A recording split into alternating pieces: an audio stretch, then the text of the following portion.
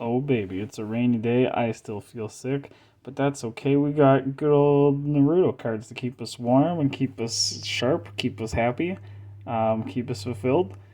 Here we go. So, these are cards that I specially ordered. There are two videos of special hand-picked cards. And I'm starting to think hand-picked cards are probably the way to go.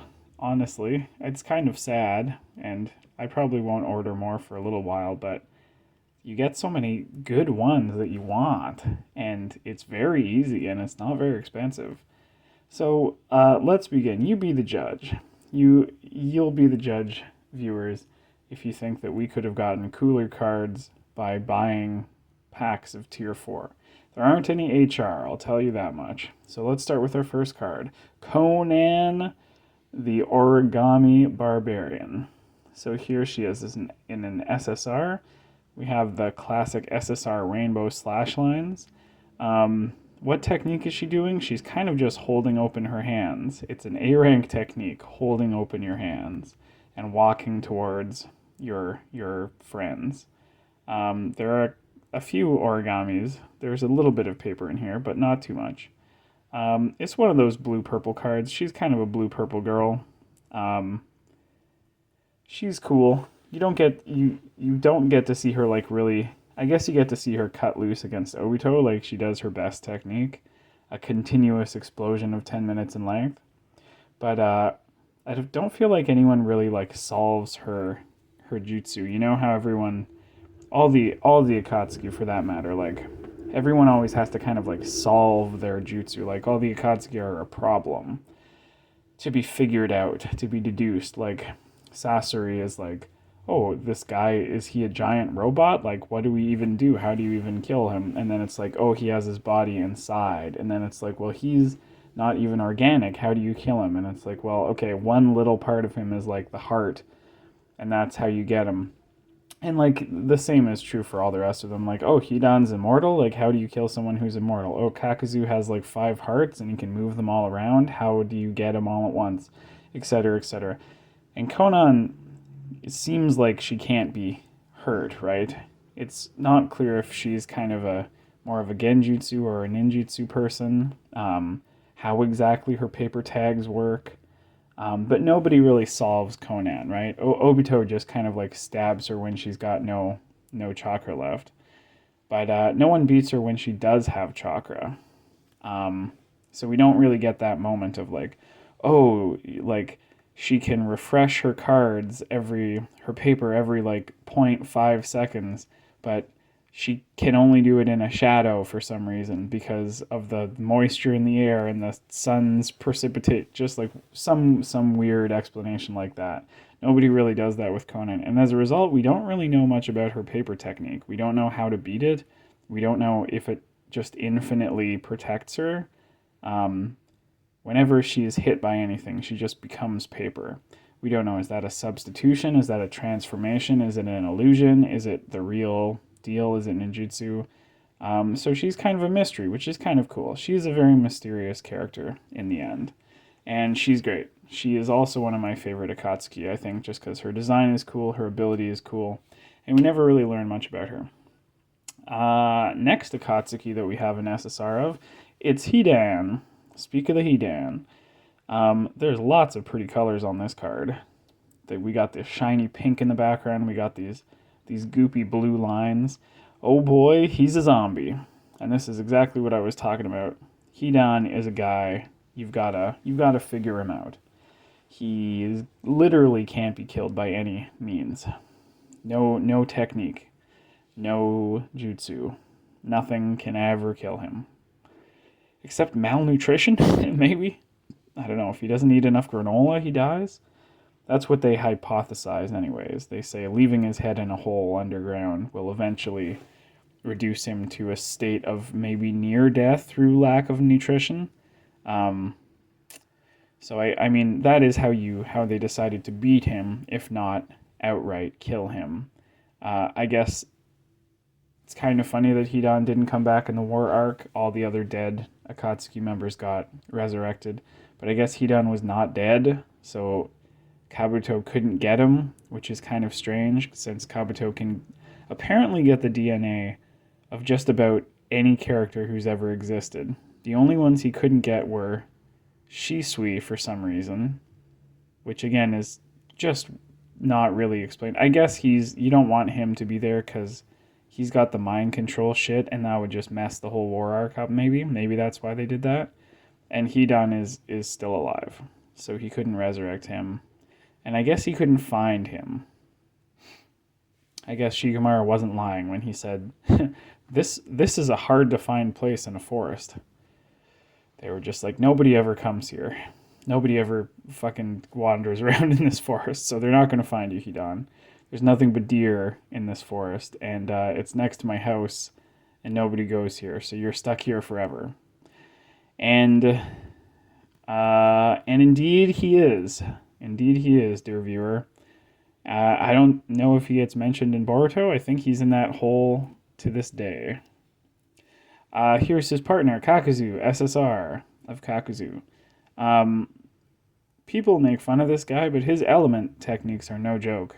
He does big element moves. When he shoots a fireball, it's like a torrential downpour of fire. It's like a massive wall of fire. It's like a 50 million bulldozer tower of fireballs.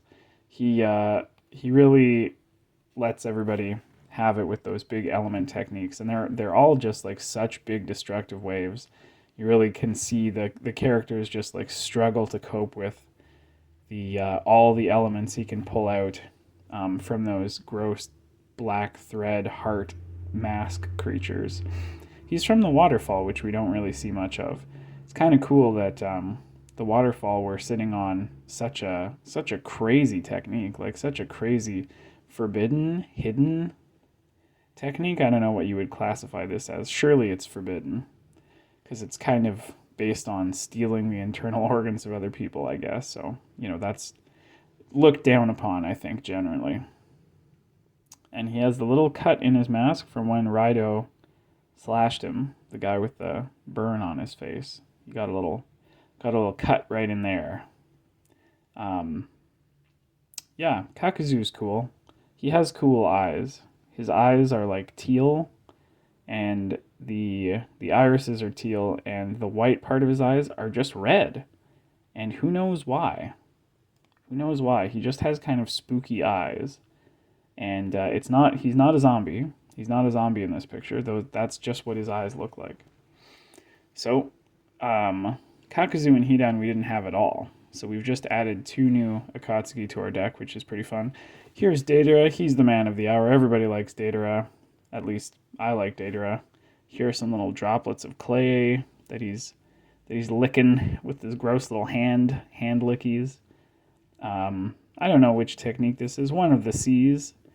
All of his techniques his big moves have the C in front of them. The C4, C3, C2, C1, and C0, where he blows himself up. That's the last one. And it seems people say flying is very powerful. That if you can fly, you are at a huge advantage. Because you can stay out of range of everybody else, and Deidara can indeed fly. He can make a big dragon or a bird. So that is one of his usable abilities and advantages. All short-range ninja are immediately screwed if you can fly out of their range. I wonder why he has that little eye camera. Is it just so he can see? Is it just like a cool little telescope? I don't know if it does anything besides it's just a telescope. He said he trained his eye to resist genjutsu. How do you do that?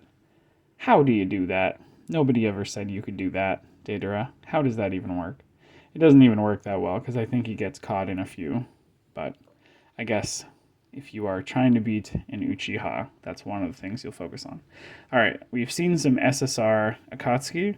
It's time for some OR ladies. Who is this lady? Is her name Fu? I think it's Fu. She's the Seven Tails Jinchuriki. We don't see many of the other Jinchuriki. I assume she is a very powerful one because she's only one tail under B, right? And Naruto, two tails under Naruto. Seven tails is still a lot of tails, and tailed beasts are very strong. Hers is like an armored. The beasts are really kind of fun. Killer bees, octopus, bull, man, fleshy man. Like that's a very unusual creature. And hers is like a big armored knight um dragonfly. Like what the hell is going on? That's crazy. The tailed beasts are kind of cool. A lot of them are a very unusual kind of design or concept. They're like a combination of a few different ideas all rolled into one. And Fu is cool. She's got a good design. I like her hair. I like her outfit. She's got these white arm sleeve things that are not attached. A sleeveless a sleeveless dress with sleeves added. Very fun. And the fishnet that lots of ninjas wear and the white sandals. She's from the waterfall as well, so I guess Kakuzu and Hidan packed her up. Um, it's probably shown in the anime. I don't think it's shown in the manga. What she got here? Is this a little hat? What is this floaty thing behind her? This little tube. Does she wear a tube sock on her head? I don't know. And I don't know what her relationship is like with her village. Most Jinchuriki are a little bit sort of feared, but I don't know if that's true everywhere. I guess Killer Bee is not feared in his village. People like him. Gaara is, Naruto is. So I don't know if the others are. I feel like probably it's inconsistent. I think the series wanted to start out with like a story of Naruto being a very lonely boy and then having all these other people who are living kind of parallel lives, but I don't think Naruto is lonely ultimately because we see lots of flashbacks of him with friends, and I don't think the other Jinchuriki are all lonely by virtue of them being Jinchuriki. Here's one of Sakura, and in this technique, Sakura is using the power of her ass. Yes, indeed, viewer. This card is Sakura the Ass Man. Here she is. It is a pretty looking card. Sakura in higher rarities are often pretty just because her colors of red and pink usually make the cards really pop out. They got this hot pink color that's very nice and shiny. Yeah, well, you can really see her full outfit in this one. Her boots are fun, I guess. She has these sort of high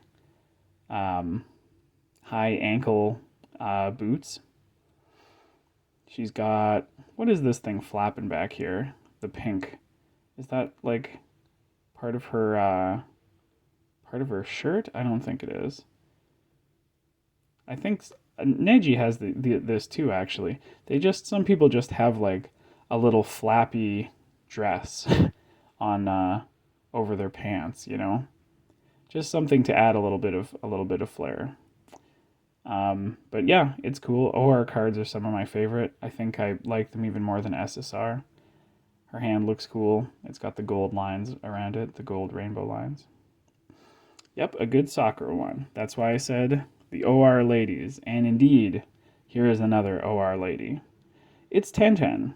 This is a very pretty Tenten because she's wearing a fancy sort of ceremonial looking dress.